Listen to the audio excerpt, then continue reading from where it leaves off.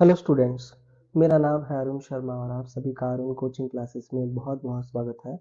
आज मैं आपको क्वेश्चन नंबर 30 करवाऊंगा। इसमें जो क्वेश्चन है वो जीएसटी भी है इस क्वेश्चन में, तो आइए देखते हैं। तो आपको बनाना है trading and profit loss account. आपके पास ट्रायल बैलेंस दिया गया है और आपको बैलेंस शीट भी बनानी है 31 मार्च 2020 को। तो फर्स्ट ऑफ ऑल आप जो है से ट्रेडिंग अकाउंट का फॉर्मेट बना देंगे, trading and profit loss account का। ठीक है। उसके बाद आपको भी पता है कि क्वेश्चन कैसे शुरू होता है, पर मैं आइटम्स हम पहले देख लेते हैं ना, कौन सी आइटम कहाँ आएगी। ये फर्नीचर बैलेंस शीट में, बिल्स रिसीवेबल भी बैलेंस शीट में, सन्ड्री डेटर बैलेंस शीट में, कैश इन हैंड भी बैलेंस शीट में। ये इंटरेस्ट लिखा है डेबिट साइड में, ये प्रॉफिट एंड लॉस अकाउंट में आएगा डेबिट साइड में, ये भी प्रॉफिट एंड लॉस अकाउंट में। वेजेस जो है ट्रेडिंग अकाउंट में, ओपनिंग स्टॉक जो है वो ट्रेडिंग अकाउंट में आता है, गुडविल गुडविल बैलेंस शीट में। कैरेज लिखा गया है सिर्फ ओनली कैरेज, तो ये ट्रेडिंग अकाउंट में लेंगे हम। उसके बाद परचेजेस है यहाँ पे, ये ट्रेडिंग अकाउंट में। Fire insurance premium profit and loss account में। ऑडिट फीस है, ये भी प्रॉफिट एंड लॉस अकाउंट में। Legal expenses profit and loss account में। ये बैलेंस शीट में ड्राइंग्स जो है वो लेस होती है। Repairs profit and loss account में। इनपुट जो जीएसटी है ना, इनपुट जीएसटी और आउटपुट जीएसटी को सेट ऑफ करेंगे हम यहाँ पे, है ना। ठीक है, एक दूसरे के साथ। उसके बाद कैपिटल हमारे पास जो है बैलेंस शीट में, commission received profit and loss account में, है ना। सेल्स ट्रेडिंग अकाउंट में। रिटर्न आउटवर्ड ये परचेज रिटर्न है, ये ट्रेडिंग अकाउंट में। बैंक ओवरड्राफ्ट बैलेंस शीट में, क्रेडिटर्स बैलेंस शीट में। ओके, ये जो जीएसटी वाला पॉइंट है ना, इसका वर्किंग नोट बनाएंगे हम, मैं आपको बता दूंगा, और इसको सेट ऑफ करके बैलेंस शीट में दिखाएंगे अगर इनपुट जीएसटी या आउटपुट जीएसटी जो भी होगा। ठीक है। और क्लोजिंग स्टॉक है बाहर दिया हुआ, तो ये ट्रेडिंग अकाउंट में भी आएगा और बैलेंस शीट में भी आएगा। ठीक है। सो आइए शुरू करते हैं क्वेश्चन को। तो सबसे पहले आइटम हम लिखते हैं ओपनिंग स्टॉक। ठीक है, तो यहां मैं लिख दूंगा to opening stock.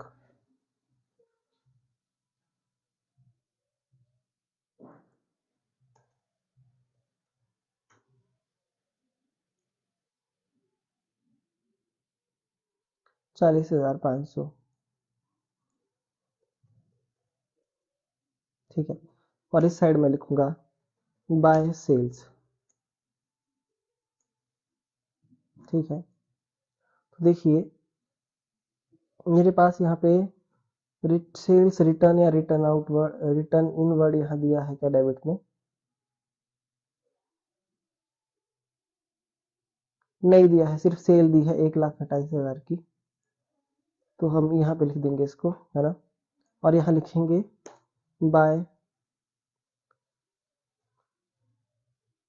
By closing stock.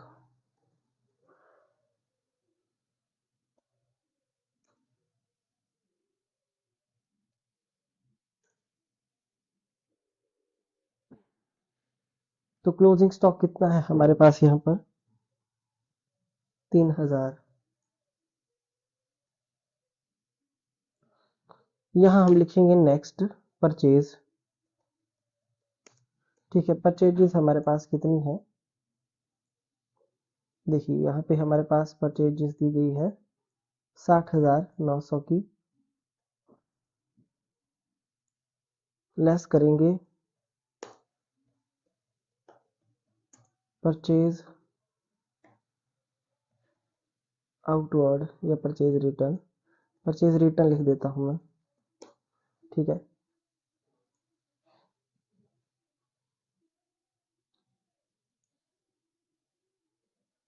4570।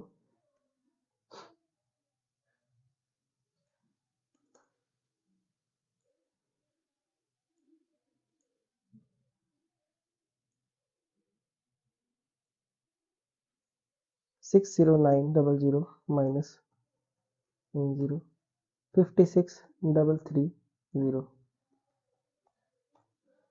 Okay, उसके बाद नेक्स्ट जो ट्रेडिंग अकाउंट की आइटम वो है वेजेस। तो यहाँ लिखेंगे डेबिट में वेजेस। वेजेस हमारे पास कितनी है, वेजेस हमारे पास 25890 है। ओके, उसके बाद हमारे पास 2 कैरेज है, 2720 कैरेज।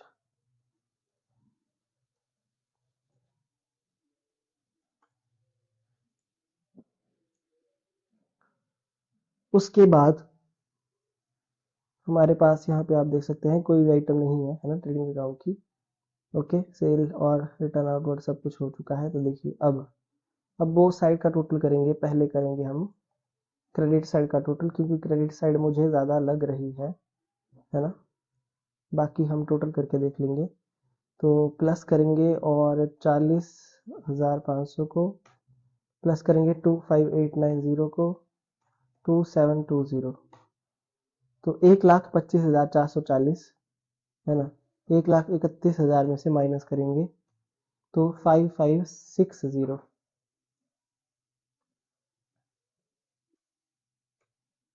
तो हमारा आंसर क्या है देख लेते हैं। 5560 का नेट प्रॉफिट है, यही हमारा ग्रॉस प्रॉफिट है। ठीक है,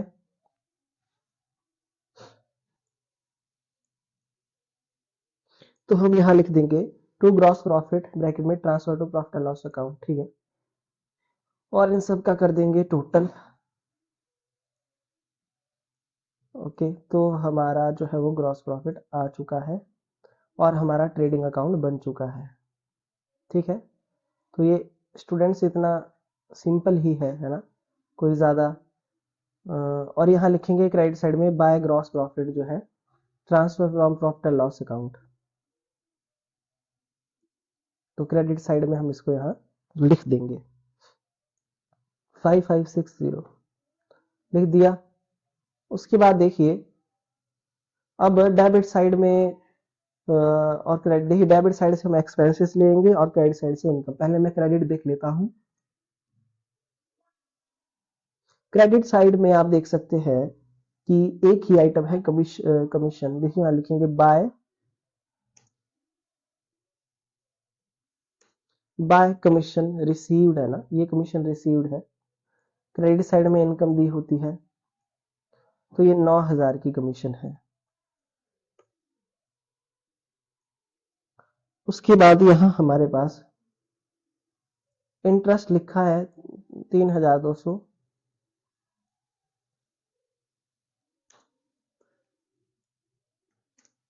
ठीक है, तो यहाँ लिख देंगे टू इंटरेस्ट डेबिट में है, क्योंकि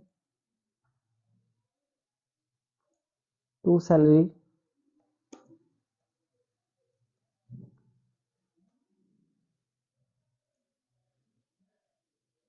$5,200।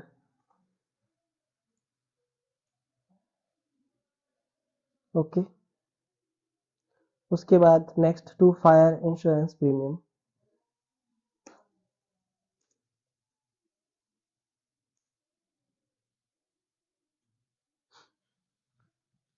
तो फायर इंश्योरेंस प्रीमियम कितना है, 500 रुपए।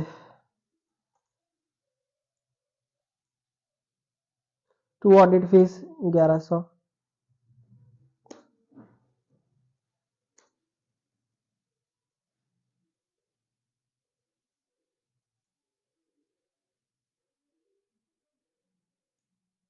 उसके बाद to legal expenses,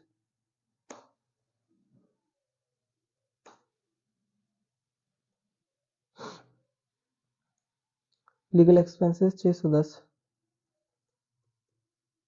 okay, next यहाँ हमारे पास टू रिपेयर्स 3,400।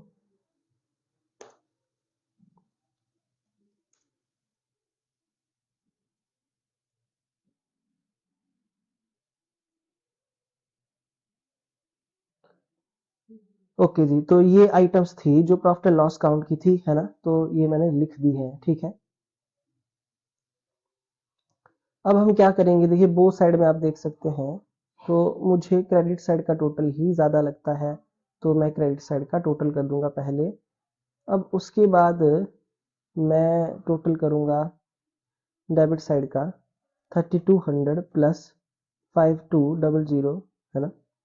प्लस 1100 प्लस 610 और प्लस 3400, तो 13510 है ना। हम 14560 में से माइनस करेंगे 13510, तो 1050, तो ये 1050 आ रहा है नेट प्रॉफिट। तो यहाँ पे नेट प्रॉफिट जो है वो कितना है, 550 है। तो स्टूडेंट्स हो सकता है कोई एक आइटम हमसे मिस हो गई हो, है ना। तो रिपेयर देखिए 3400 है ना, 3400 है रिपेयर, और मैंने भी यहाँ पे 3400 ही ली है रिपेयर। देखिए मैंने 500 जो है वो इसका ऐड नहीं किया है फायर इंश्योरेंस प्रीमियम का। स्टूडेंट्स आप स्क्रीन पे देख सकते हैं, देखिए ध्यान से, ये 3200, 5200, 500 रह गया है ना, मुझे ऐड करना।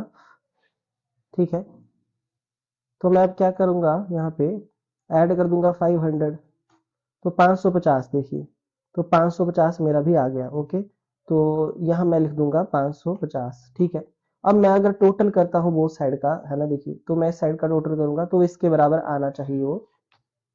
तो देख लीजिए ये इसके बराबर आ रहा है, इसलिए हमारा आंसर क्या है, बिल्कुल एक्यूरेट है। ठीक है, तो ये जो है मैंने नेट प्रॉफिट निकाला है, और इसके लिए हम यूज करते हैं टू नेट प्रॉफिट वर्ड, है ना, to net profit transfer to capital account. ठीक है, तो मेरे दोनों आंसर आ चुके हैं, मेरा ट्रेडिंग अकाउंट और प्रॉफिट एंड लॉस अकाउंट बन गया है। ठीक है, एक बार मैं आपको दिखा देता हूं, देखिए।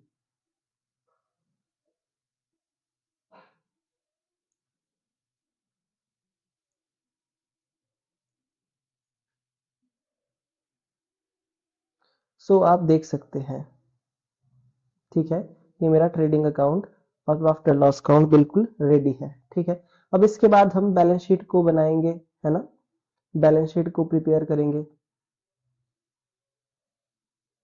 तो इस बार जो है बैलेंस शीट में आपके पास यहाँ पे कुछ और भी आइटम है जो आपको देखिए बनानी पड़ेगी, करना पड़ेगा। वो है जीएसटी से रिलेटेड आइटम, है ना, जीएसटी से रिलेटेड आइटम।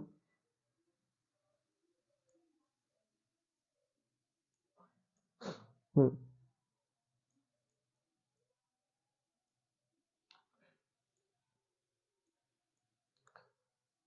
सो अब मैं शुरू कर रहा हूँ, देखिए एसेट साइड। पहले मैं एसेट साइड बनाऊंगा। ओके, तो एसेट में मैं सबसे पहले जो हूँ, जैसा कि मैंने आपको बताया था लिक्विडिटी ऑर्डर में बनाएंगे, तो कैश इन हैंड लिखूंगा। तो यहाँ लिखूंगा मैं कैश इन हैंड।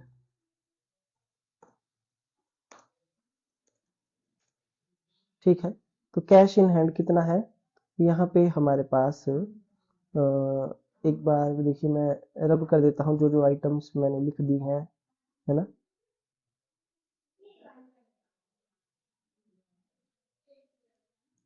ओके,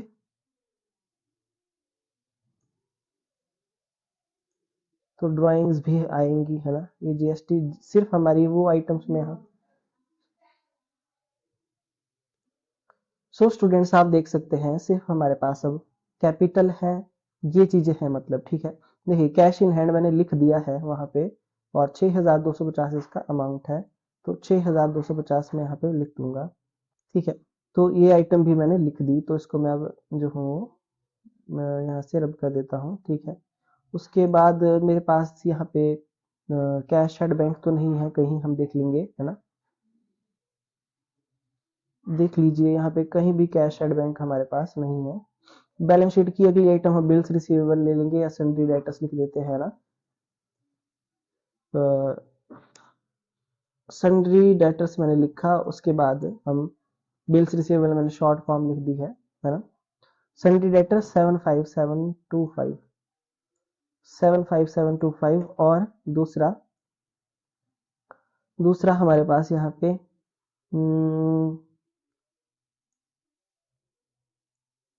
10,050 रुपए है। ओके,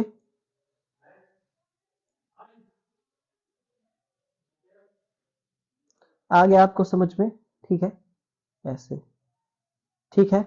अच्छा जी, अब उसके बाद आप देख सकते हैं एसेट साइड में और कौन सी आइटम है जिसको हम लिख सकते हैं। ठीक है, तो हमारे पास ये फर्नीचर भी है, गुडविल भी है ना। ओके, अब बाकी आप देख सकते हैं कि जीएसटी की जो आइटम्स हैं यहाँ पे, तो इनपुट जीएसटी जो है वो ज्यादा आएगा, है ना। तो मैं आपको करके दिखा देता हूँ। पहले मैं लिखूंगा यहाँ पे जो आइटम है मेरी फर्नीचर है और गुडविल है, ठीक है।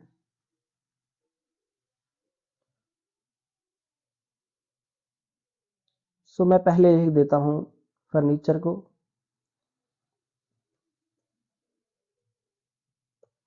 ठीक है, फर्नीचर, FUR। उसके बाद गुडविल को, ठीक है। फिर इनपुट CGST, इनपुट SGST और इनपुट IGST, ठीक है। इनको मैंने लिख दिया है। ओके, ओके जी। तो चाहे आप यहाँ भी शो कर सकते हैं अगर यहाँ करना चाहते हैं तो, है ना। तो ऐसा करते हैं, हम यहीं पे शो कर देते हैं, ठीक है। तो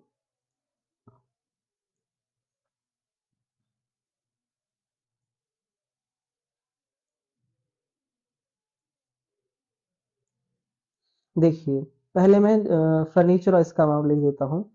फर्नीचर का जो अमाउंट है मेरे पास वो है 7,650 रुपये। तो मैं यहाँ लिख दूंगा 7,650 फर्नीचर के आगे, और गुडविल का जो मेरे पास यहाँ अमाउंट है वो है 25,000 रुपये। तो मैं 25,000 रुपये लिख दूंगा गुडविल के आगे, ठीक है। अब देखिए मेरे पास जो इनपुट CGST मेरे पास कितना है यहाँ पे, इनपुट CGST मेरे पास 10,000 रुपये है, ठीक है। अब इसमें से मैं क्या लेस कर दूंगा, मैं करूंगा लेस आउटपुट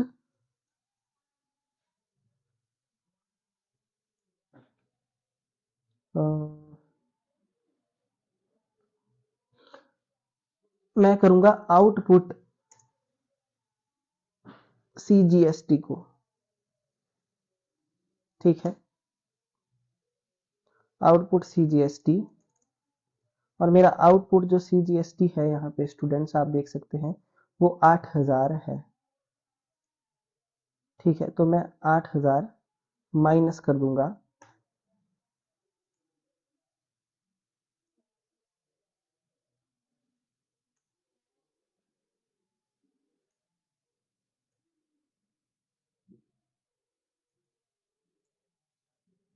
ऐसे।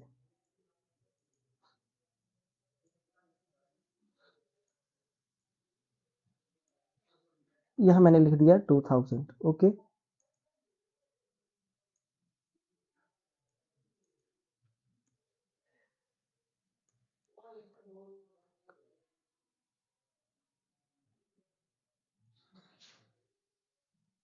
उसके बाद मैं इनपुट SGST में से आउटपुट SGST को सेट ऑफ कर दूंगा, है ना।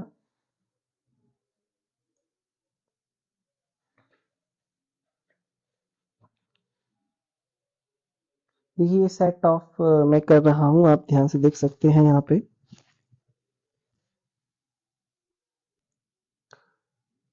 स्टूडेंट्स जैसा कि आप स्क्रीन पे देख रहे हैं, हम हमारा इनपुट GST ज्यादा है ना, इसलिए ये ट्रीटमेंट एसेट साइड में हो रहा है GST का। तो आउटपुट GST माइनस हो जाएगा, SGST से SGST सेट ऑफ हो गया और CGST से CGST सेट ऑफ हो चुका है, ठीक है। अब आप देख सकते हैं बैलेंस जो है इनपुट SGST का हमने यहाँ लिख दिया है। उसके बाद नेक्स्ट पॉइंट जो है हमारे पास IGST का है ना। तो इनपुट IGST यहाँ दिया गया है, देखिए इनपुट IGST, इनपुट IGST हमारे पास है 15,000, तो मैं यहाँ लिख दूंगा 15,000, ओके। और यहाँ लेस करूंगा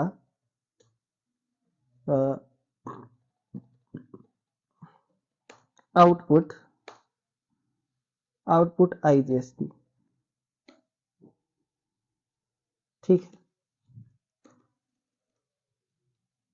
तो आउटपुट IGST मेरे पास यहाँ कितना है वो मुझे क्रेडिट साइड में देखना पड़ेगा। सो आउटपुट IGST यहाँ मेरे पास जो है वो 12,000 रुपये है। तो देखिए 12,000 है, तो 12,000 माइनस हो जाएगा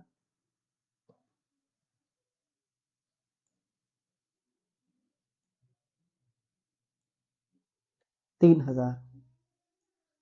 ओके, अब आप देख सकते हैं एसेट साइड तो कंप्लीट हो गई, यहाँ पे कुछ भी हमारे पास अब नहीं बचा है। ये सारी आइटम्स जो है वो लाइबिलिटीज की है ना। तो स्टूडेंट्स, इन केस में आपको बता देता हूं, अगर हमारा इनपुट GST कम होता है ना, सपोज करिए ये 7,000 होता और हमारे पास आउटपुट GST 8,000 है, तो आउटपुट GST हमारे पास जो है वो, जैसे जैसे मैं यहाँ करके दिखाता हूँ, इनपुट GST 7,000 है, आउटपुट GST 8,000 है, तो 1,000 का आउटपुट GST बच जाएगा, है ना। तो इस अगर इन केस ऐसा होता तो उसके बाद हम IGST से सेट ऑफ करते, ठीक है। मैं आपको बोलना चाहता हूँ ये चीज मैंने आपको पहले बता दी है जीएसटी वाले चैप्टर में कि CGST से CGST सेट ऑफ होता है और SGST से SGST सेट ऑफ होता है, बट CGST और SGST आपस में सेट ऑफ नहीं हो सकते, पर IGST का यूज जो है वो CGST और SGST दोनों को सेट ऑफ करने के लिए किया जा सकता है। ये चीजें मैंने आपको सिखा दी है पहले ही, है ना। आप उस चैप्टर को आराम से देख सकते हैं, आराम से पढ़ सकते हैं, ठीक है।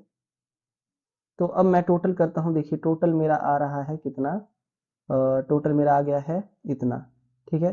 अब हम चेक कर लेते हैं यहाँ पे, जो टोटल है 134,670,131। तो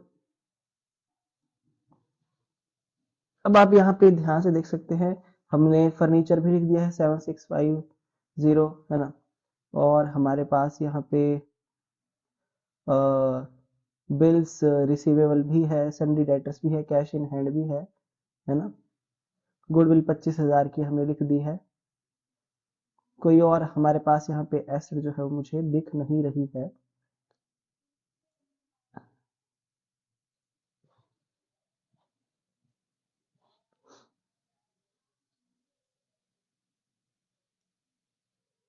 okay, bills receivable, cash in hand, एक बार फिर से देख लेते हैं। यहाँ पे देखिए कि फर्नीचर जो है वो 7,650 का, फर्नीचर यहाँ भी 7,650 का है, ठीक है। हाईलाइट कर देते हैं। उसके बाद नेक्स्ट बिल्स रिसीवेबल 10,050 रुपये, तो यहाँ भी 10,050 रुपये है, ये भी हो गया। उसके बाद सन्डी डेटर 75,720, तो सन्डी डेटर्स भी मैंने लिख दिया है। उसके बाद next item cash in hand 6,250, तो 6,250 ये भी है। ओके, गुडविल, गुडविल जो है यहाँ पे 25,000 की है, और यहाँ भी गुडविल 25,000 की है। बाकी ये सारा GST मैंने सेट ऑफ करके लिख दिया है। कोई और चीज जो यहाँ पे देखिए बचती है,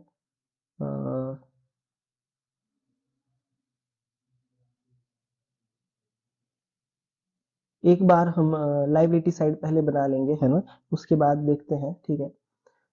क्या पता आंसर जो है वो गलत ना दिया हो, यहाँ पे हो सकता है, कई बार बुक में मिसप्रिंट भी हो जाता है, ठीक है। देखिए कैपिटल को हम बाद में लिखेंगे, सबसे पहले हम लिखेंगे बैंक ओवरड्राफ्ट 15,000, है ना। Bank over draft 15,000, creditors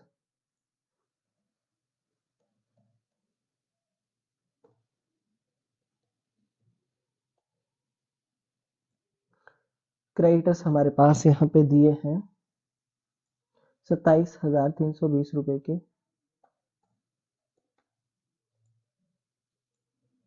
okay, ये तो दोनों हो गए, ठीक है।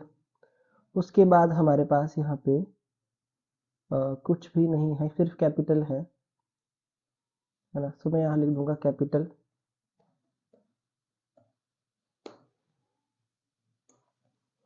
तो कैपिटल यहाँ मेरे पास कितना है, 1,05,000, जिसपे मैं ऐड करूंगा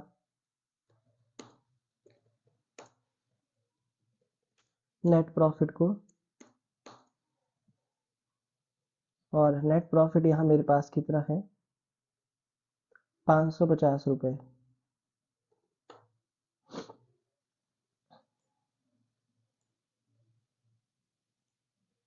105,550, ठीक है। इसके अलावा देखिए कोई कुछ भी मेरे पास यहाँ पे नहीं है। और स्टूडेंट्स, ये जो 3,000 की आइटम मैं बोल रहा था आपको, देखिए आंसर बिल्कुल सही दिया है ना, पर कई बार मिस प्रिंट हो जाता है बुक में भी। पर 3,000 यहाँ पे क्लोजिंग स्टॉक है, जो मैंने लिया नहीं है क्लोजिंग स्टॉक, है ना। और जो मुझे बिल्स रिसीवेबल के बाद ही यहाँ पे लिख लेना चाहिए था, तो मैं इसको थोड़ा नीचे लिख देता हूँ, है ना, सॉरी। तो ये क्लोजिंग स्टॉक जो है आपसे भी ऐसा छूट सकता है, क्योंकि ये यहाँ पे नहीं दिया होता ऊपर, है ना। क्लोजिंग स्टॉक, सिर्फ ये एक आइटम जो है वो 3,000 की है। तो हमारा जो आंसर है वो मैच कर गया होगा। देखिए अब ये साइड भी हम प्लस करके नीचे लिख देंगे, है ना, बिल्कुल इसके सामने ऐसे।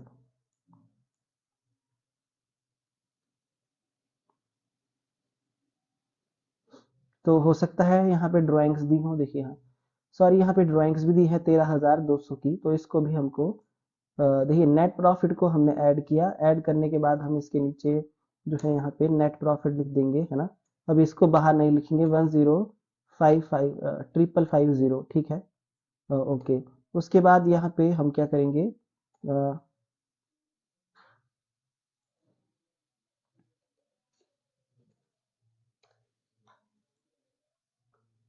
यहाँ पे हम लेस कर देंगे ड्राइंग्स। देखिए ड्राइंग्स को लेस किया जाएगा,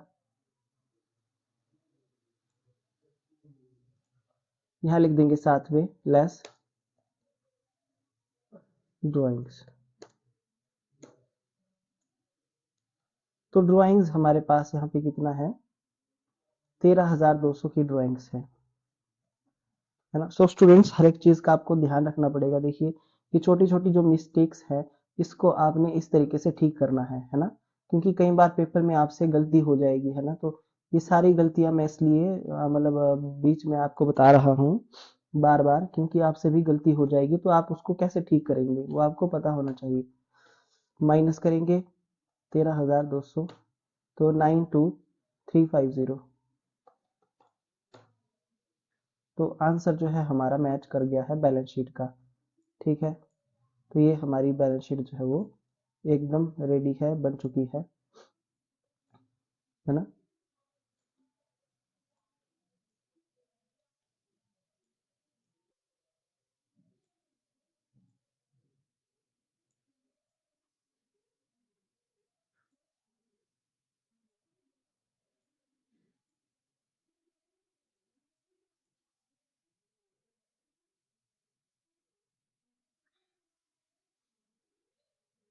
सो स्टूडेंट्स, स्क्रीन पे आप ध्यान से देख सकते हैं, ये हमारी बैलेंस शीट है ना।